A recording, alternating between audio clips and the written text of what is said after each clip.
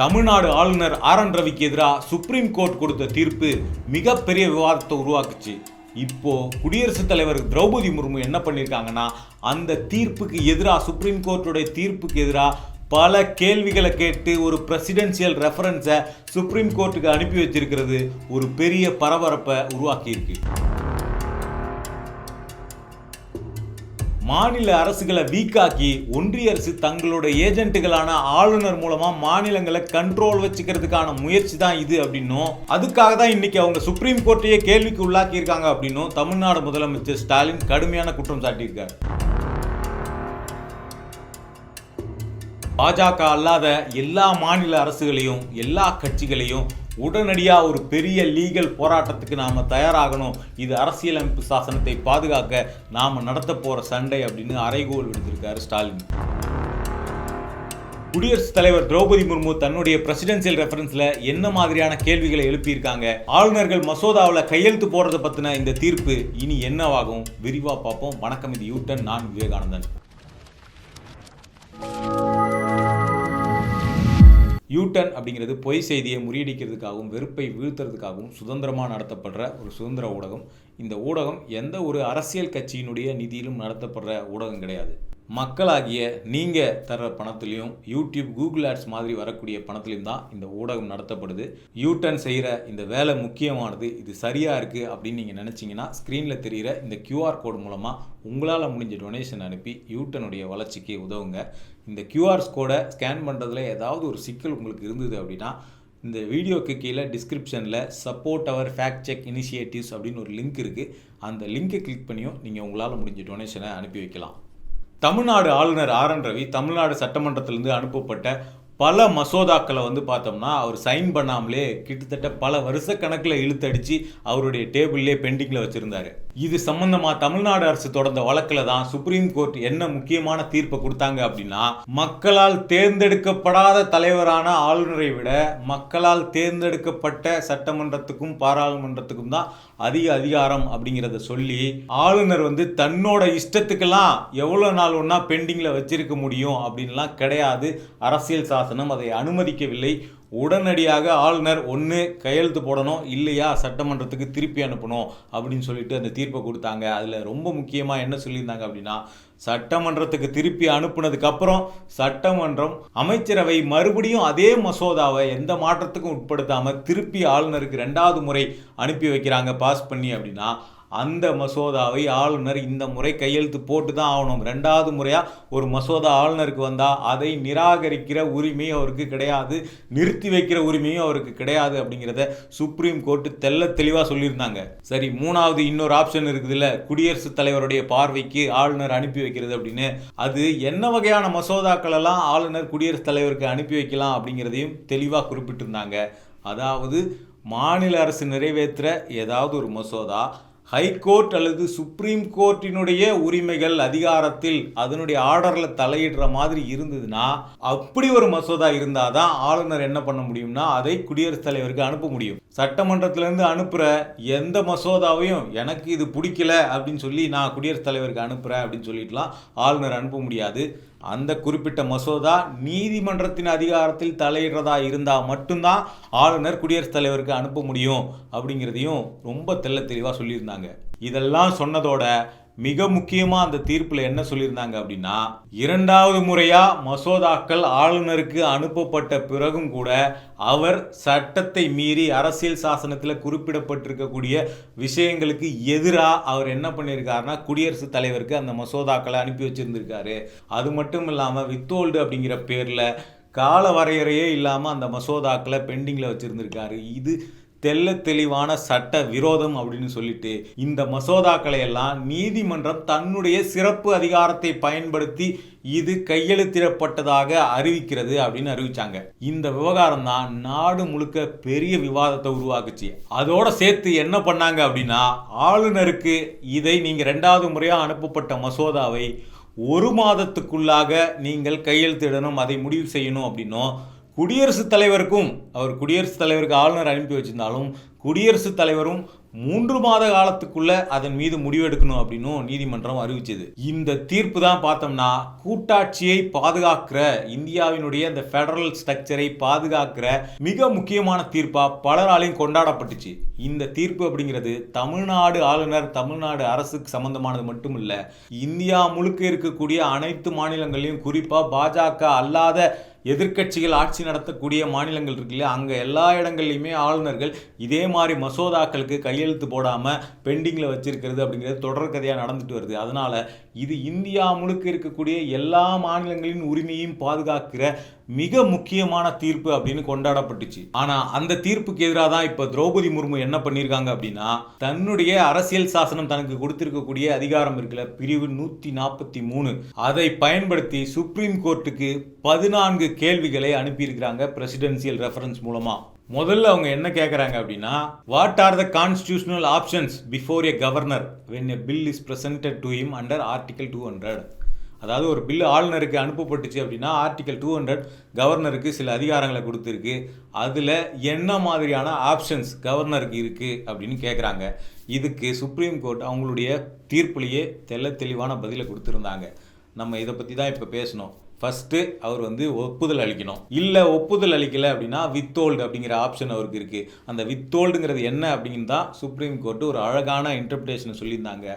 அதே பிரிவு 200 கீழே இருக்கக்கூடிய பேராகிராஃபை குறிப்பிட்டு அவங்க என்ன சொன்னாங்க அப்படின்னா, வித்தோல்டு அப்படிங்கிறது என்ன அப்படின்னா, இந்த மசோதாவில் சில திருத்தங்களை கோரியோ அல்லது மசோதாவை மாற்ற கோரியோ என்ன பண்ணலாம் அப்படின்னா, ஆளுநர் கரெக்ஷன்ஸை சொல்லி சட்டமன்றத்துக்கு திருப்பி அனுப்பலாம். அதாவது நான் சைன் போட மாட்டேன் அப்படின்னு சொல்லி சட்டமன்றத்துக்கு திருப்பி அனுப்பி நிறுத்தி வைக்கிறது, அதுதான் வித்தோல்டு அப்படிங்கிறத குறிப்பிட்டிருந்தாங்க.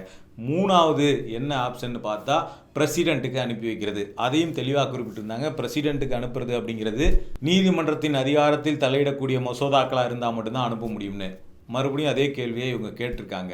அடுத்தது என்ன கேட்குறாங்க அப்படின்னா, கவர்னர் கவுன்சில் ஆஃப் மினிஸ்டர்ஸுடைய எய்ட் அண்ட் அட்வைஸ் படி இயங்கணும் அப்படிங்கிறது, அது அவருடைய மசோதாக்கள் மேலே கையெழுத்திடுற அதிகாரம் இருக்குல்ல, அந்த அதிகாரத்திலையும் அவர் இந்த கவுன்சில் ஆஃப் மினிஸ்டர்ஸுடைய எய்ட் அண்ட் அட்வைஸ்களை தான் இயங்கணுமா அப்படின்னு கேட்டிருக்காங்க. அதையும் நீதிமன்றம் ஏற்கனவே உறுதிப்படுத்தி இருக்கு. இந்த விவகாரத்திலும் சட்டமன்றமும் மக்களால் தேர்ந்தெடுக்கப்பட்ட இடமும் தான் பிரதானம் அப்படிங்கிறத ஏற்கனவே நீதிமன்றம் உறுதிப்படுத்தி இருக்கு. அடுத்ததாக அவங்க என்ன கேட்குறாங்க அப்படின்னா, ஆர்டிகல் 200 கவர்னருக்கு மசோதாக்கள் தொடர்பான அதிகாரங்களை கொடுக்குது. ஆர்டிகல் 201 பார்த்தோம்னா பிரசிடென்ட்டுக்கு மசோதாக்கள் மீதான கையெழுத்திடக்கூடிய அந்த அதிகாரத்தை கொடுக்குது. இந்த அதிகாரங்கள்லாம் ஜுடிஷியல் ரிவ்யூவுக்கு உட்பட்டதா அப்படிங்கிற கேள்வியை எழுப்பியிருக்காங்க. அதாவது எங்களுக்கு இந்த அதிகாரத்தை கான்ஸ்டியூஷன் கொடுத்துருக்கு, நாங்கள் இதன்படி சைன் பண்ணுறோம், இதை ஜுடிஷியல் கோர்ட் இதை ரிவ்யூ பண்ண முடியுமா அப்படிங்கிற கேள்வியை எழுப்பியிருக்காங்க. அடுத்ததாக ரொம்ப முக்கியமான கேள்வியாக அதில் பார்க்கப்படுறது என்னன்னா, இந்த டைம் லிமிட் கோர்ட் ஃபிக்ஸ் பண்ணிச்சு இல்லையா, அந்த டைம் லிமிட் பார்த்தோம்னா கான்ஸ்டியூஷனில் அப்படி எந்த டைம் லிமிட்டுமே கொடுக்கல. அப்படி இல்லாத போது கோர்ட் தானாக ஜுடிஷியல் ஆர்டர் மூலமாக ஒரு டைம் லிமிட்டை எங்களுக்கு கவர்னருக்கும் குடியரசுத் தலைவருக்கும் நீங்கள் ப்ரிஸ்கிரைப் பண்ணுறதுக்கு அதிகாரம் உங்களுக்கு இருக்கா அப்படின்னு கேட்டிருக்காங்க. அதாவது இந்த விவகாரத்தில் நம்ம தெளிவாக பார்க்க வேண்டியது என்ன அப்படின்னா, கான்ஸ்டியூஷனில் பிரிவு 200 என்ன குறிப்பிடப்பட்டிருக்கு அப்படின்னா, ஒரு மசோதா ஆளுநர்கிட்ட வந்துச்சுன்னா அவர் as soon as possible அதுக்கு ரெஸ்பாண்ட் பண்ணணும் அப்படிங்கிறத குறிப்பிட்டிருக்காங்க. as soon as possible அப்படின்னு கொடுத்ததுனால அதில் குறிப்பிடத்தக்க டேட்டு கொடுக்கல. இதில் 10 நாளுக்குள்ளே முடிவு எடுக்கணும், 1 மாதத்துக்குள்ளே முடிவு எடுக்கணும், 2 மாதத்துக்குள்ளே முடிவு எடுக்கணும்னு எந்த டேட்டும் குறிப்பிடாமல் as soon as possible அப்படின்னு கொடுத்ததுனால இவங்க என்ன பண்ணுறாங்கன்னா, எந்த டேட்டுமே எங்களுக்கு கொடுக்கல, நாங்கள் எப்போ வேணால் சைன் பண்ணுவோம், ஏன்னா எங்களுக்கு இவ்வளோ நாளில் கொடுத்தாகணும்னு எந்த கட்டாயமும் படுத்தலை அப்படின்னு சொல்கிறாங்க. ஆனால் as soon as possible அப்படிங்கிறதுக்கு அர்த்தம் எவ்வளவு விரைவாக முடியுமோ அவ்வளோ விரைவாக, எவ்வளவு நாள் வச்சுக்கலாமோ அவ்வளோ நாள் அப்படிலாம் கணக்கு கிடையாது. இவங்க என்ன பண்ணுறாங்கன்னா, as soon as possible, as long as possibleனு வச்சுக்கிட்டு கால வரையறையே இல்லாமல் மசோதாக்களை பெண்டிங்கில் வச்சுருக்கிறாங்க. இப்போ இந்த விவகாரத்தில் தான் சுப்ரீம் கோர்ட் என்ன பண்ணியிருக்குன்னா, ஒரு டைம் லிமிட்டை சொல்கிறாங்க. அவங்க கான்ஸ்டியூஷனை மாற்றலை, கான்ஸ்டியூஷனை அமெண்ட் பண்ணலை, மசோதாவை ஆளுநர் சட்டமன்றத்துக்கு திருப்பியே அனுப்பக்கூடாது அப்படின்னு ஒரு புதுசாக ஒரு பிரிவெல்லாம் கொண்டு சேர்க்கலை. ஏற்கனவே கான்ஸ்டியூஷனில் இருக்கக்கூடிய as soon as possible அப்படிங்கிற பிரிவுக்கு ஒரு டைம் லிமிட்டை கொடுத்து அதுக்கு ஒரு இன்டர்பிரிட்டேஷனை வைக்கிறாங்க. அதிலும் குறிப்பாக பார்த்தோம்னா 1 மாதம் அப்படின்னு ஆளுநருக்கு குறிப்பிட்ட அந்த டைமாக இருக்கலாம், இல்லை 3 மாதம்னு குடியரசுத் தலைவர் குறிப்பிட்ட அந்த டைமாக இருக்கலாம். இந்த 2 டைமுமே இந்த 1 மாதத்துக்குள்ளே நீங்கள் சைன் போடலைன்னா ஆட்டோமேட்டிக்காக அந்த பில் சைன் போட்ட மாதிரி உறுதி செய்யப்படுது அப்படின்னு கான்ஸ்டியூஷனை மாற்றலை நீதிமன்றம். 1 மாதங்கிறது அவங்க ஒரு டைம் லைன் செட் பண்ணுறாங்க. அதுக்குள்ளே நீங்கள் சைன் பண்ணல அப்படின்னா கோர்ட் உள்ள இன்டர்வியூன் ஆக வேண்டி வரும் அப்படிங்கிறது தான் அவங்க சொல்லியிருக்காங்க அந்த தீர்ப்பு மூலமாக. அதே மாதிரி குடியரசுத் தலைவர் 3 மாதத்துக்குள்ளே ரெஸ்பாண்ட் பண்ணல அப்படின்னா கோர்ட்டு உள்ள இன்டர்வியூன் ஆக வேண்டி வரும். ஏன்னா அரசியல் சாசனத்தை பொறுத்த வரைக்கும் மக்களால் தேர்ந்தெடுக்கப்பட்ட பாராளுமன்றமும் சட்டமன்றமும் தான் பிரதானம். அப்போ அன்எலெக்டட் ஹெட் ஆஃப் த ஸ்டேட்டாக உட்காந்துக்கிட்டு ஆளுநர் இங்கே வந்துட்டு நான் என் இஷ்டத்துக்கு வச்சிருப்பேன்னு உட்காந்துருந்தா அது அரசியல் சாசனம் மக்களுக்கு கொடுத்துருக்கக்கூடிய அடிப்படை உரிமைகளில் தலையிடுற மாதிரி இருக்கும். அந்த இடத்துல கோர்ட் இன்டர்வியூன் ஆக வேண்டி வரும். அதுக்காக நாங்கள் ஒரு டைம் லிமிட்டை வைக்கிறோன்னு வைக்கிறாங்க. அந்த டைம் லிமிட் அப்படிங்கிறது 1 மாதத்துக்குள்ளே நீங்கள் ஒப்புதல் கொடுக்கல அப்படின்னா தானாகவே அந்த மசோதா ஒப்புதல் ஆகிவிடும் அப்படின்லாம் சொல்லலை. கோர்ட் அதை உள்ள ரிவ்யூ பண்ணோம் அப்படின்னு தான் சொல்லியிருக்காங்க. அடுத்ததாக அவங்க என்ன கேட்குறாங்க அப்படின்னா, is the president required to take advice from the supreme court when a bill is reserved by a governor for the president's assent. அதாவது ஒரு ஆளுநர் ஒரு பில்லை குடியரசுத் தலைவருடைய ஒப்புதலுக்காக அனுப்பி வைக்கிறார் அப்படின்னா குடியரசுத் தலைவர் சுப்ரீம் கோர்ட்டோட அட்வைஸை கேட்கணுமா அப்படின்னு கேட்குறாங்க. இந்த சுப்ரீம் கோர்ட்டோட தீர்ப்பு அப்படிங்கிறது கண்டென்ட் சம்பந்தமான தீர்ப்பே கிடையாது. அதனால் ஆளுநர் குடியரசுத் தலைவருக்கு அனுப்பிச்சி வச்சா அதை குடியரசுத் தலைவர் சுப்ரீம் கோர்ட்டுக்கிட்ட அட்வைஸ் கேட்கணுமா அப்படின்னு இவங்க கேட்குற கேள்வியே தவறானதாக இருக்குது. கவர்னர் எந்த மாதிரியான பில்லை குடியரசுத் தலைவருக்கு அனுப்பி வைக்கலாம்னு ஆல்ரெடி கான்ஸ்டியூஷனில் தெளிவாக இருக்குது. அதை தான் சுப்ரீம் கோர்ட்டு மறுபடியும் சொல்லியிருக்கு. அதே மாதிரி எந்த மாதிரியான பில்லை குடியரசுத் தலைவருக்கு அனுப்பக்கூடாது அப்படிங்கிறதையும் அரசியல் சாசனம் தெளிவாக சொல்லியிருக்கு. அதைத்தான் நீதிமன்றமும் சொல்லியிருக்கு.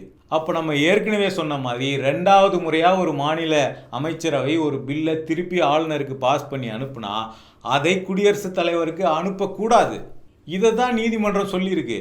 அரசியல் சாசனம் என்ன சொல்லுதோ அதன்படி நீங்கள் செயல்படுங்க அப்படிங்கிறது தான் நீதிமன்றம் சொல்லியிருக்கே தவிர எங்களை கேட்டுக்கிட்டு நீங்கள் செய்யணும், உள்ளே இருக்க என்ன கண்டென்ட் இருக்குன்னு நாங்கள் தலையிடுவோம்லாம் நீதிமன்றம் எந்த இடத்துலையும் சொல்லலை. சட்டப்படி இங்கே இருக்கக்கூடிய ப்ரொசீஜர்ஸை நீங்கள் ஒழுங்காக ஃபாலோ பண்ணலை அப்படிங்கிறது தான் நீதிமன்றம் சொல்லுது. எந்த இடத்துலையுமே ஒரு மசோதா உங்ககிட்ட வந்துச்சுன்னா எங்ககிட்ட அட்வைஸ் கேட்கணும்லாம் சுப்ரீம் கோர்ட் சொல்லலை. அடுத்ததை பார்த்தோம்னா ஒரு மசோதா சட்டமன்றமோ பாராளுமன்றமோ அனுப்புகிற ஒரு மசோதா அது சட்டமாக வர்றதுக்கு முன்னாடியே அந்த பில்லுக்கு உள்ள என்ன இருக்குன்னு நீதிமன்றம் விசாரிக்க முடியுமா அப்படின்னு ஒரு கேள்வி எழுப்புறாங்க. திருப்பவும் ஏறக்குறைய ஏற்கனவே சொன்ன அதே கேள்வி தான் இதுவும். நீதிமன்றம் மறுபடியும் பில்லுக்கு உள்ள என்ன இருக்குது அப்படிங்கிற கண்டென்ட்டை விட ப்ரொசீஜராக இங்கே சட்டத்தை மீறி நடத்தப்படுற விஷயங்களை பற்றி தான் அதிகமாக பேசியிருக்கு. அடுத்ததாக என்ன கேட்குறாங்க அப்படின்னா, can the constitutional powers of the president or governors be substituted by a judicial order exercising article 142. அதாவது அரசியல் சாசனம் ஆளுநருக்கும் குடியரசுத் தலைவருக்கும் கொடுத்திருக்கக்கூடிய பவர் இருக்குல்ல, அந்த பவரை நீதிமன்றத்துக்கு இருக்கக்கூடிய ஆர்டிகல் 142 மூலமாக கிடைக்கிற அந்த பவரை வச்சு நீங்கள் சப்ஸ்டியூட் பண்ண முடியுமான்னு கேட்குறாங்க. குடியரசுத் தலைவர் ஆளுநரின் அதிகாரத்தில் நீங்கள் தலையிடுறீங்களா, உங்களால் தலையிட முடியுமாங்கிறது தான் அவங்க கேட்க வராங்க. இந்த இடத்த பொறுத்த வரைக்கும் நீதிமன்றம் சொல்லியிருக்கக்கூடிய முக்கியமான விஷயம் என்னென்னா, இதில் ஆளுநருக்கு பெருசாக அதிகாரம், குடியரசுத் தலைவருக்கு பெருசாக, நீதிமன்றத்துக்கு பெருசாக அப்படிங்கிறத விட நீதிமன்றம் என்ன சொல்லியிருக்குன்னா, எல்லாத்தையும் விட பிரதானம் இங்கே அரசியல் சாசனம் கான்ஸ்டியூஷன் தான். அதை இங்கே ஆளுநர் அதில் சொல்லியிருக்கக்கூடிய ப்ரொசீஜர்ஸை மதிக்காமல் நடந்ததால தான் நாங்கள் உள்ளே தலையிட வேண்டியதாக இருக்குது அப்படிங்கிறது தான் அவங்க சொல்கிறாங்க. நாங்கள் எங்களுடைய ஸ்பெஷல் பவர் ஆர்டிக்கல் 142 கான்ஸ்டியூஷனில் கொடுத்துருக்குல்ல, அந்த பவரை பயன்படுத்த வேண்டிய இடத்துக்கு ஏன் நகர்றோம், ஏன் அப்படி ஒரு கட்டாயம் ஏற்படுது அப்படின்னா, கான்ஸ்டியூஷனை மீறி ஆளுநர் நடந்துக்கிட்டு இருக்காரு. கான்ஸ்டியூஷனில் சொல்லப்பட்ட விஷயங்களுக்கு எதிராக ஆளுநர் நடந்துக்கிட்டு இருக்காரு. ஏற்கனவே பஞ்சாப் மாநில அரசு தொடர்பான வழக்கில் நீதிமன்றம், உச்ச நீதிமன்றம் தெளிவாக இந்த தீர்ப்பை கொடுத்திருந்த பின்னரும் தமிழ்நாடு ஆளுநர் என்ன பண்ணுறாருன்னா, மறுபடியும் அவர்கிட்ட இருக்கக்கூடிய மசோதாக்களை குடியரசுத் தலைவருக்கு அனுப்பி வைக்கிறாரு. இது அடிப்படையிலேயே சட்டத்தை மீறி, அரசியல் சாசனத்தை மீறி அவர் நடந்ததுனால தான் கோர்ட் உள்ள வர வேண்டிய தேவையே ஏற்பட்டுச்சு. அதனால தான் எங்களுடைய அதிகாரத்தை நாங்கள் பயன்படுத்த வேண்டிய தேவை ஏற்பட்டுச்சு தவிர, சாதாரண சூழ்நிலைகளில் ஆர்டிக்கல் 142 கவர்னருடைய அதிகாரத்துக்கு எதிராகவோ குடியரசுத் தலைவருக்கு எதிராகவோ நீதிமன்றம் பயன்படுத்த முடியாது. ஆனால் இங்கே நடந்திருக்கக்கூடிய விஷயம், இப்போ இந்தியா முழுக்க இருக்கக்கூடிய எதிர்க்கட்சிகள் ஆளக்கூடிய மாநிலங்கள்லாம் நடக்கக்கூடிய விஷயம் என்ன அப்படின்னா, இங்கே ஆளுநர்கள் அரசியல் சாசனத்துக்கு எதிராக ஒன்றிய அரசின் ஏஜென்ட்டாக செயல்பட்டுக்கிட்டு இருக்கிறது தான் இங்கே பிரச்சனையினுடைய அடிப்படையாக இருக்குது. அப்போ ஆளுநர் சட்டத்தை மீறி குடியரசுத் தலைவருக்கு அனுப்புனதால தான் நீதிமன்றம் தலையிட்டு. அதனால இங்கே யாரோட பவரையும் யாரும் சப்ஸ்டியூட் பண்ண கிடையாது. அடுத்த கேள்வி என்ன கேட்குறாங்க அப்படின்னா, ஒரு சட்டமன்றம் உருவாக்குற அந்த சட்டம் இருக்குல்ல, அது ஆளுநருடைய ஒப்புதலே இல்லாமல் சட்டமாக முடியுமா அப்படின்ற கேள்வியை கேட்குறாங்க. ஏன் அப்படின்னா, இந்த விவகாரத்தில் நீதிமன்றமே என்ன பண்ணிடுச்சுன்னா, இதெல்லாம் ஒப்புதல் நாங்களே கொடுத்துட்றோம், எங்களோட அதிகாரத்தை பயன்படுத்தி இதெல்லாம் ஒப்புதல் கொடுத்ததா அறிவிக்கப்படுது அப்படின்னு சொன்னதுனால இந்த கேள்வி அவங்க கேட்குறாங்க. கவர்னர் கையெழுத்து போடாமலாம் எந்த ஒரு பில்லும் சட்டமாக முடியாது. கவர்னர் கையெழுத்து போடாமல் சட்டமாகுமா அப்படிங்கிற கேள்வியை விட இங்கே ரொம்ப முக்கியமானது என்ன அப்படின்னா, 2வது முறை மாநில சட்டமன்றம் அனுப்பி வச்சா கவர்னர் கையெழுத்து போட்டே ஆகணும் அப்படிங்கிறது தான் முக்கியமான பாயிண்ட்டு. அப்போ கவர்னர் நான் அதை செய்ய மாட்டேன், நீ 2வது முறை அனுப்புனாலும் நான் கையெழுத்து போட மாட்டேன் அப்படின்னு சொன்னால் அந்த இடத்துல நீதிமன்றம் உள்ளே வருது. நீங்கள் கையெழுத்து போட வேண்டிய இடத்துல சட்டத்தை மதிக்காமல் நடந்து கொண்டதால தான் அரசியல் சாசனத்தில் உள்ள சிறப்பு அதிகாரத்தை பயன்படுத்தி நீதிமன்றம் உள்ளே வந்து இந்த சட்டம் நிறைவேற்றப்பட்டதாக அறிவிக்கப்படுது. அப்போ இந்த மாதிரியான கவர்னர்லாம் வருவாங்க, இப்படியெல்லாம் அரசியல் சாசனத்தை மீறி தாங்கள் தான் பெரிய எஜமான் மாதிரி செயல்படுவாங்கன்னு தெரிஞ்சு தான் அரசியல் சாசனத்தை உருவாக்குனவங்க நீதிமன்றத்துக்கு இப்படிப்பட்ட சிறப்பு பிரிவை கொடுத்துருக்காங்க. அடுத்ததாக இன்னொரு கேள்வியை கேட்டிருக்காங்க. அது என்ன அப்படின்னா, கான்ஸ்டியூஷனில் ஒரு இன்டர்பிரிட்டேஷனை பண்ணும்போது அது குறித்தான ஆய்வு நடத்தும் போது குறைந்தபட்சம் 5 பெஞ்சு கொண்ட நீதிபதிகளாவது அதை விசாரிக்கணும்ல அப்படிங்கிற கேள்வியை அவங்க கேட்டிருக்காங்க. ஸோ இந்த விஷயத்தை பொறுத்த வரைக்கும் இது கான்ஸ்டியூஷனில் எந்த சேஞ்சையும் பண்ணலை, கான்ஸ்டியூஷனில் பெரிய அளவுக்கான இன்டர்பிரிட்டேஷனையும் பண்ணலை. ஒரு டைம் லிமிட், அதுவும் அந்த டைம் லிமிட் முடிஞ்சால் என்ன ஆகும், அதாவது ஒரு மசோதா பாஸ் ஆகிடுங்கிறதெல்லாம் சொல்லலை. நீதிமன்றம் உள்ளே வர்றதுக்கான பீரியடாக தான் அந்த டைம் பீரியடை வந்து ஃபிக்ஸ் பண்ணியிருக்காங்க. அதனால் இந்த கேள்வியை பொறுத்த வரைக்கும் இதுக்கு சுப்ரீம் கோர்ட்டு கொடுக்கக்கூடிய பதில் அப்படிங்கிறது மிக முக்கியமான பதிலாக இருக்கும் அப்படின்னு தான் எல்லாராலும் எதிர்பார்க்கப்படுது. இப்போ ஒரு சுப்ரீம் கோர்ட் ஆளுநருடைய தவறை சுட்டி காட்டி அவர் சட்டவிரோதமாக செயல்படுறாருன்னு சொல்லி இங்கே மசோதாக்களை வந்து நிறைவேற்றினதுக்கு பிறகு கூட்டாட்சி இங்கே பாதுகாக்கப்படுது இந்த தீர்ப்பின் மூலமா அப்படின்னு பலரும் சொன்னதுக்கு பிறகு இங்கே குடியரசுத் தலைவர் இப்படிப்பட்ட கேள்விகளை சுப்ரீம் கோர்ட்டுக்கிட்ட எழுப்பியிருக்கிறாரு. இது பெரிய அளவிலான சர்ச்சையை இங்கே உருவாக்கி இருக்கு. இது குறித்து தான் பார்த்தோம்னா தமிழ்நாடு முதலமைச்சர் ஸ்டாலின் ரொம்ப கடுமையான கண்டனங்களை வந்து பதிவு பண்ணியிருக்காரு. அவர் என்ன கேட்டிருக்காரு அப்படின்னா, பாஜக ஒன்றிய அரசாங்கத்தை நோக்கி ஒரு கவர்னருக்கு டைம் லிமிட்டை ஃபிக்ஸ் பண்ணுறதுக்கு எதுக்காக நீங்கள் அப்ஜெக்ஷன் தெரிவிக்கிறீங்க, அப்போ உங்களுடைய நோக்கம் என்ன?